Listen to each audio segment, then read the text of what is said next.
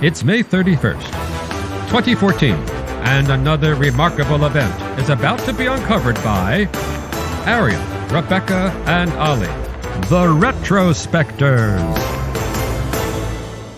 The song which became the first YouTube video to break the 2 billion views barrier today in history in 2014 begins with lines which translate into English as "a girl who's warm and human by day, a classy girl who knows how to relax with a cup of coffee." And if that doesn't ring a bell, the chorus might jog your memory. 3 words, one excruciating dance craze: Open Gangnam Style. Did that hurt, Rebecca? Yeah, a little bit. Well, it was more like the strain of keeping my arms at my sides. You just naturally want to do the horsey dance. This was like that era of instant hits where you had things like Harlem Shake and Party Rock Anthem and so on. Like this sort of new opportunity for digital publicity and virality to just propel things forward meant that, you had this music video being flooded across Facebook timelines and Psy quickly becoming just the most talked about person across like TV news and American late night talk shows and so on. I mean, that's really why we're commemorating this date in 2014 rather than the date in 2012 when it was actually uploaded to the internet, because it was on this day when it went past the 2 billion mark that it literally broke the internet. It's funny, people say that all the time, don't they? Oh, it broke the internet. Kim Kardashian's butt broke the internet. I didn't realise it actually literally fizzled the YouTube counter. Wow. Prior to this date, the maximum possible views you could record on YouTube were 2,147,483,647. Mm-hmm. But after this date, in response to Psy's incredible popularity, YouTube had to change their counter so it could reflect numbers greater than a 32-bit integer. You can now, theoretically, on YouTube, have a video reach 9 quintillion, 223 quadrillion, 372 trillion, 36 billion, 854 million, 775,808 before it breaks again. Yes, it was released in 2012, and at this point, Psy, the artist, had been around for over 10 years, but specifically not in the West. He was known for cheeky, occasionally controversial lyrics, and there was no concept that this was going to be the song that cracked a global audience, and it certainly wasn't made with global audiences in mind. As a non-Korean, you won't notice anyone particular in the music video, but it features a bunch of South Korean TV celebrities. It's basically like when Peter Kay did Is This Way to Amarillo. It's that, but with South Korean stars. Yeah, so the dancing boy at the beginning, he was from the South Korean version of Got Talent, apparently. Yeah, exactly. It certainly was not made to be some kind of crossover hit. And yet it put Korean music suddenly in this Western mainstream, right on the cusp of the K-pop explosion, although the song itself isn't K-pop, but, it's electronic dance music. Which is so funny because the references that he's making are so very specific to South Korea. And, for example, that coffee lyric that you were talking about, Rebecca, is so basically Psy is boasting that he's a real man who can drink a whole cup of coffee in one gulp and prefers women who drink coffee as well. And basically in Korea, there's a joke that makes fun of women who spend more on their luxury items like coffee after scrimping on essentials. And those women in South Korea are called soybean paste women. I don't know quite why, but coffee shops had become this really popular place to see and be seen and spend large amounts of money, especially in the region of Gangnam, which was the thing that Psy was sort of mocking here. And so this was all about Koreans being caught up in the craze of spending money to look wealthy when they weren't. Yeah. And it's so weird, isn't it, that it is so specific to kind of ironizing the affluenza of a specific suburban region of Seoul. Yeah. This would catch fire around the world. It's not like Gangnam's Beverly Hills and it's shorthand for a certain way of life for everyone. Yeah. People had to educate themselves. What does Gangnam even mean?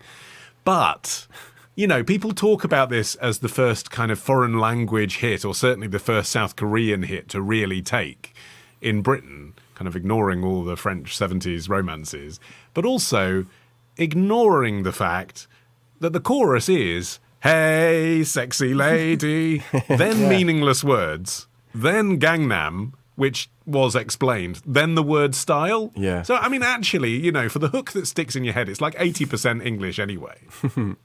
Yeah, but regardless, most of the song is in Korean. And this was really something that hadn't been done. I think now, again, we're so used to K-pop acts who tend to sing in English and Korean. But, they've got this English-speaking fan base that can memorize all of their Korean language songs. We, she says flatteringly, Arion. Right. We know of them. BTS. Yeah. We read them in the, She includes us in Guardian the audience, yet columns. explains to us So what kind. they are. In the same breath. Yeah, but it was really remarkable at the time. This was the first Asian act to reach number one in the US charts singing in a non-English language since 1963, when Kyo Sakamoto became the first East Asian artist to crack the West. He topped the US chart, reached number 6 in the UK with a song. This is kind of a funny aside.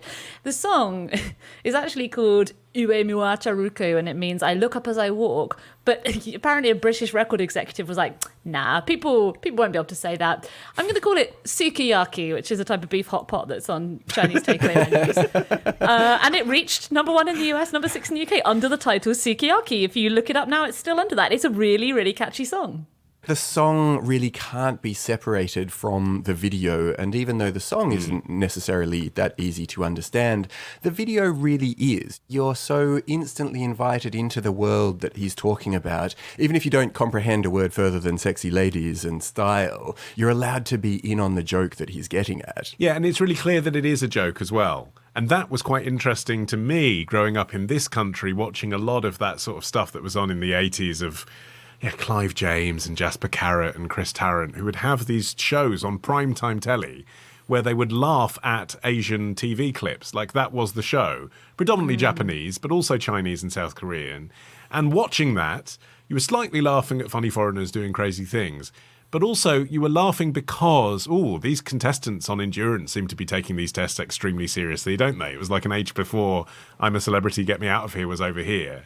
And so you weren't sure, were they in on the joke? Did they realise it's ridiculous to put a scorpion down their pants? I mean, I think now you know that they obviously did. Whereas this, for the first time, was me looking at basically an Asian comedian clearly... Well, could you call him a comedian? I mean, he's a hip-hop star / comic, isn't he? What is he? I don't know. It's a bit like Sexy and You Know It, isn't it? It's that vibe of like, I know this is silly frat humour, but also it's a banger. He's doing that. But he knows it's funny. He knows it's funny. He's gate-crashing someone else's jacuzzi. That is funny in every language. The deadpanning of the silly dance is funny in every language. The fact he's a bit portly and in that sort of blue tuxedo, but also looks cool. Yeah. It's like, that he knows it's funny, and I'd never seen that before.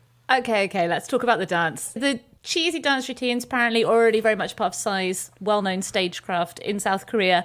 He said that he workshopped several animal-inspired moves with his choreographer, including panda and kangaroo-themed routines, before settling on the horse-riding one that we came to know and love and then to know and hate. And this was really key to the success of the video as well, and to cementing the status of YouTube as a platform for music. Up until this point, the most successful videos on the platform have been viral stuff, like Remember Charlie Bit My Finger, those kind of things. So YouTube had started to become this platform for viral dance crazes in 2006.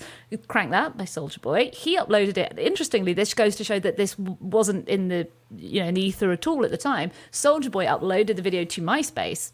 It was fans who started filming themselves doing the dance and uploading it to YouTube that turned it into a viral hit. And then Beyonce's Single Ladies in 2008, obviously everyone then copying that. And I think what YouTube offered was that it gave you the ability to practice and master dances in your home that would be more complicated than the ones that you might pick up on the dance floor. I mean, this is obviously not one of those. It doesn't necessarily take an awful lot of practice to master. I mean, it was the lethal accessibility of the dance that contributed to both the rapid growth and rapid fall off of Gangnam Style. I mean, by the time Ban Ki-moon, who was UN Secretary General at the time, said, "We have tough negotiations in the United Nations. In such a case, I was also thinking of playing Gangnam Style dance so that everybody would stop and dance. Maybe you can bring UN style." I mean, at that point, it was dead. Yeah.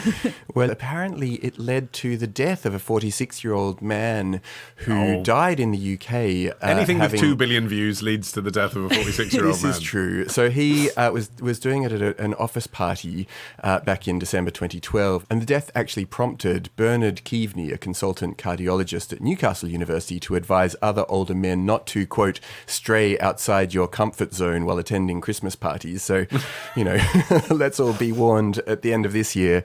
Well, as we all know, the craze died off, at least on a global scale, although Psy continues to be a very popular artist in Southeast Asia. However, there was one huge legacy of the song, apart from the fact that I think some middle-aged men are probably still doing it at discos, is the chart in the US started factoring in YouTube streams, apparently in response to the success of Gangnam Style. This meant that now songs could go viral and enjoy this huge chart success because people will watch videos for and listen to songs that they wouldn't necessarily go out and buy. I think this is a good example. How many people would have gone down to HMV and purchased the single version of Well, how many Gangnam people Style? over 18, let's say? Well, yeah, exactly. Because that's the thing, kids love this, didn't they? The Yeah. bright colours, the repetitive beats, the subversiveness of it. Yeah, I would say a surprising number is probably the answer to your rhetorical question, Rebecca.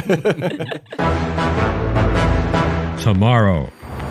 No, we haven't got Harrison Ford, but we have got the guy that invented sub-diaphragmatic pressure. Love the show? Support the show. Patreon.com/retrospector. Part of the Acast Creator Network.